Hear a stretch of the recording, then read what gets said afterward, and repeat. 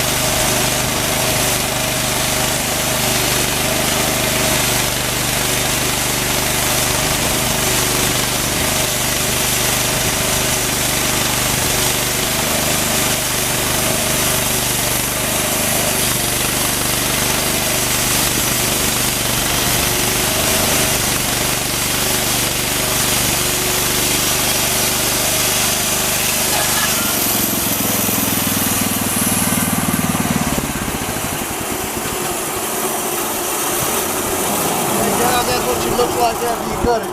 Let me mention something else. That blade that I'm cutting with right now is a Woodmaster 7-degree turbo blade. It is on its third resharpen, and I was just wondering if it was going to cut an even board. You can see in the video here, it's a pretty even slab all the way across. So you know, you get what you pay for when it comes to quality, and I'm not endorsed by Woodmaster. I pay that outrageous price they charge for these blades. But the good thing about them is the more expensive blades like that one there, you can resharpen it. I've sharpened them up to 4 or 5 times and got some really nice cuts out of it. So you got to look at the end. Do you pay more up front, cut more wood after resharpening, or do you pay $15, $20 a blade, $25 a blade, and have to keep changing them out because you're not going to resharpen them with cheap metal blades. But there it is, folks. That's what we just covered at a homemade sawmill. Nice cedar slab here. Stay tuned for more videos. Thanks for watching.